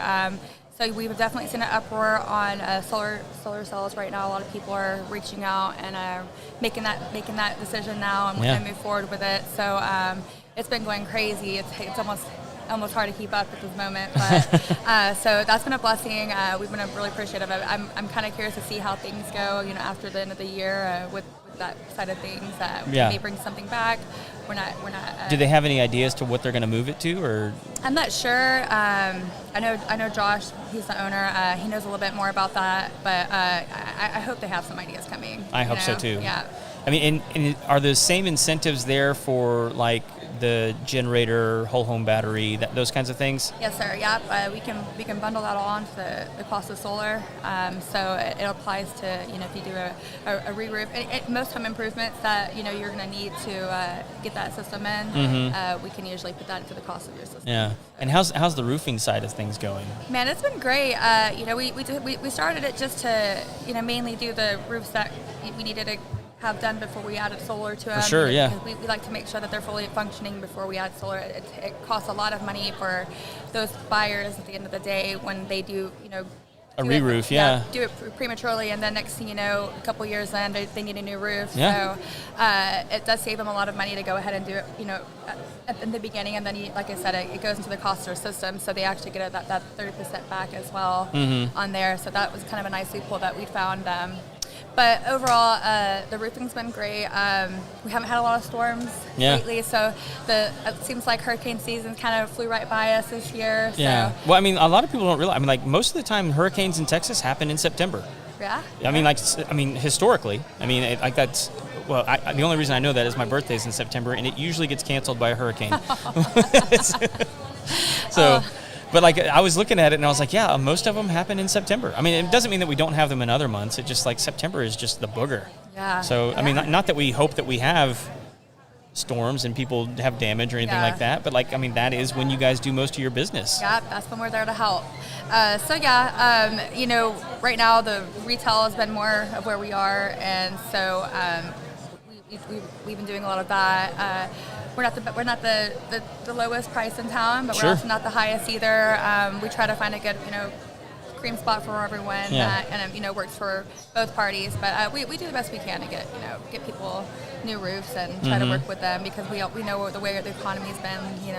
Nobody has a chunk of money like that laying around to throw on a new roof. No, but unfortunately, that's the game with the insurance companies. But that's what I was going to say. Not only that, the insurance companies are kind of changing the way that we do. I mean, because they're really like. Cracking down on this prorating system that they're doing with the roofs. I mean, like, and a lot of people in Texas still don't realize that the insurance companies have changed the game when it comes to roofs. I mean, it's not just like, oh, you got hail, like we're going to replace the whole thing, and all you have to do is No, it's not like that anymore. Like you're gonna have to come up with a good chunk of money. Like say your roof is 10 years old. Yeah, but like the thing, like even their deductibles are going up. As well. They've upped those up. So. Yeah, I've noticed a lot of changes from when I started 5 years ago to now. Just the guidelines and the qualifications to get your roof bought have grown. So it used to be a little bit of damage you needed. Now you need triple what you could find 5 years ago and get them bought. So it's really unfortunate. I have a lot of homeowners who have been paying for 30 years and think they're covered, and it comes down to it. And I'm like, man, your roof has just hit the life. They're dropping it off the policy. They're basically saying they're scrambling, trying to get a company to come in and give them the best deal possible, and then 9 times out of 10 they go with the lowest one, and those guys are kind of they cut corners. They don't use all the materials they say they're going to use, and so I always try to tell my people I'm not competitive in any way. If you want to bring me what you have, I'd like to compare apple to apples and make sure that you are taken care of. And if they are, by all means, I'm happy for them. They found a great price, go with it. But go with God. At the same time, we've seen a lot of that happening too. But yeah, the insurance game's been really squirrely. I'm kind of waiting to see where it's going. Yeah. Well, now. and like the bad part about it is like a lot of times you end up getting the brunt of that, right? Is like because like they don't have anybody else to take that frustration out, unfortunately. Yeah, I'm very knowledgeable on the insurance side of things, so I've been really good to be able to talk homeowners through that process, and you could have like a little preemptive conversation. Yeah, of like, I let them know. I kind of set the expectations of what they're looking at, especially with the different companies. You hear all this stuff about State Farm and Allstate, and I try to recommend to them once they get a new roof to look at the mom and pop companies here in town. I've found that the more localized ones take care of you better. Sure. You might pay a little bit of a higher premium, but they're the ones that are going to actually give you the full coverage that you're looking for. They don't have a bunch of small little endorsements and things that you don't realize are even there. They're pretty transparent. So I've been pushing that a lot more and trying to find a list of different insurance companies that I can refer to my homeowners here in the community that they can actually go to and trust. And so that's been a new thing, is going through different brokers and stuff like that to find the best companies to give them what they really deserve. Yeah, no, I mean, knowing the right people to point them to, especially like that might even be like a good way to go through like new home sales, like working with real estate agents. Like, hey, like here's the best insurance people that we found for the roofs. Like, and educating them in that regard. Like, hey, agents, like it's not, this isn't just like a one shoe fits everybody. Like they're better agents and better companies for covering the roof, and they treat their customers better, and here's the ones that we've had a good experience with. That's valuable information for those kind of real estate people to know who they're putting their clients in touch with.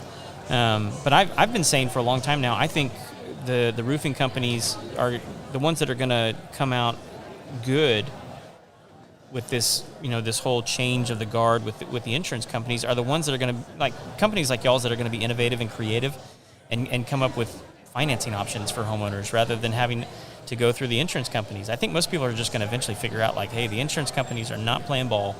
Like, they're not like they used to. They've, designated us as a, what do you call it, a hurricane alley or whatever it is. Yeah. It's kind of like they're doing the fires in California, And so, like, I think roofing companies that make it easy for homeowners to finance and get the product up on the roof and get their homes taken care of better, those are the ones that are going to win. The ones that are going to...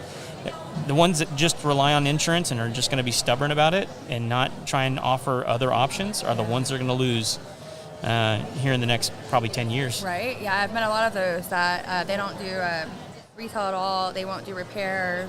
They're strictly just insurance. Yep. And I mean, it's a great game, and they make their abundance at the time doing it. But you're right. You got to conform to whatever everybody's needs are if you really want to make it in the long run, and that's what we try to do. We do get creative with homeowners. We do try to meet their needs. And everybody's unique. Everybody's situation is unique. And even what they have in their homes is unique. So and we've also found other things like when people get a nicer roof, a class 4 shingle or some type of tile or things like that. Even a solar roof, the premiums will go up, and all that goes up, and then normally in the past that would lower your premiums, and so that's kind of not making sense, and so that's been deterring people away more from going with those big metal roofs and things. No, just the bigger insurance companies. I got you. Find better companies to go that will actually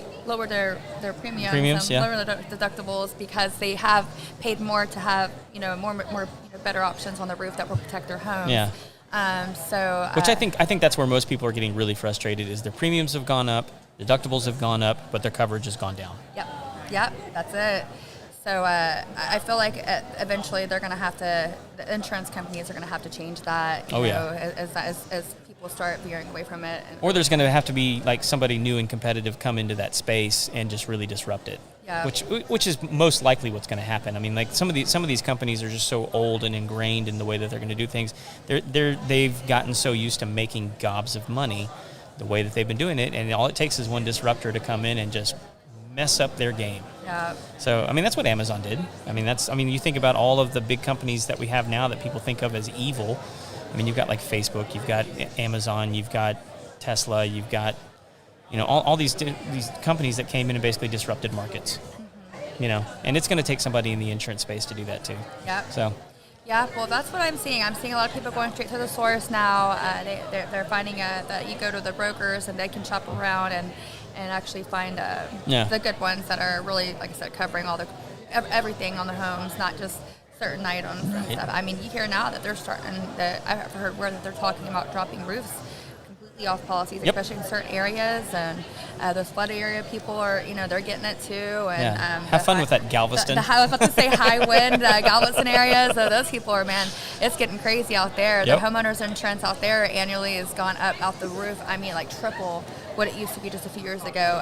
One of the guys I spoke to out in Clear Lake yesterday mentioned that this year they came at them with an annual rate of like $9,500. Oh gosh! And that's crazy. That's almost doubling their mortgage. Pretty much. And you see people, you see the market responding to that because people are bailing out of Galveston. You had all these people that brought money in to invest in short-term rentals and things like that, and the ARR, it's like rats on a ship.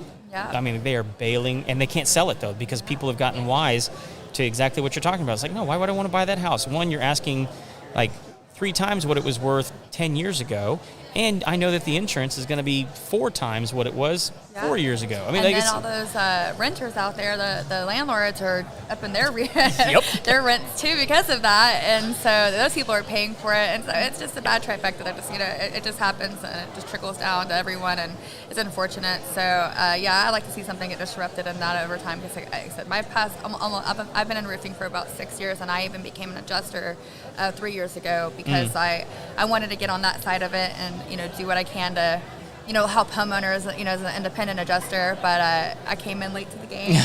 So I didn't jump into adjusting as quickly as I thought I would, and that's kind of what led me to work here for my family doing the solar and roofing portion now, and somehow I ended up back in roofing this past year, which has been great. I'm really excited to, start something like this in our area and being able to bring, roofing and the help on the insurance side of things too, I can bring to the table, from my experience. So, I'm happy about that.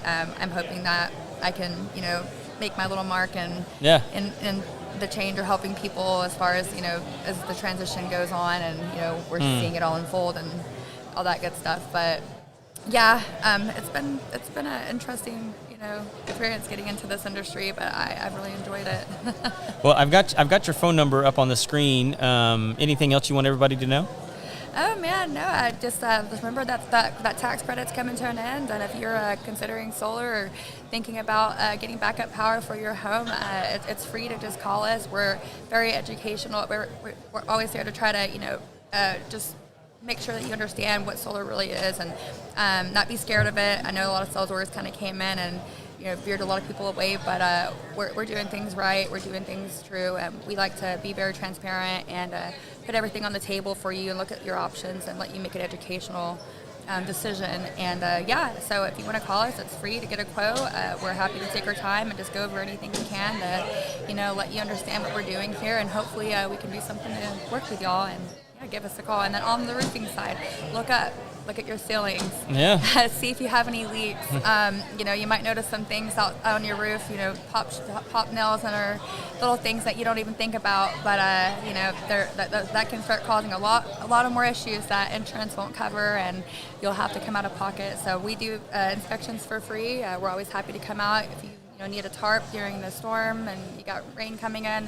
We'll do everything we can to help. Awesome. Give us a call, True Texas Solar, right here in Montgomery County. No, that's why we were happy to promote you guys and have you guys on as a sponsor, because you guys do operate with integrity, and like we've seen it time and time again where there's so many people in this industry that are trying to scam and swindle.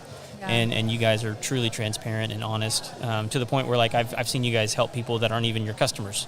Yes, it's to a default, but we're happy to do it.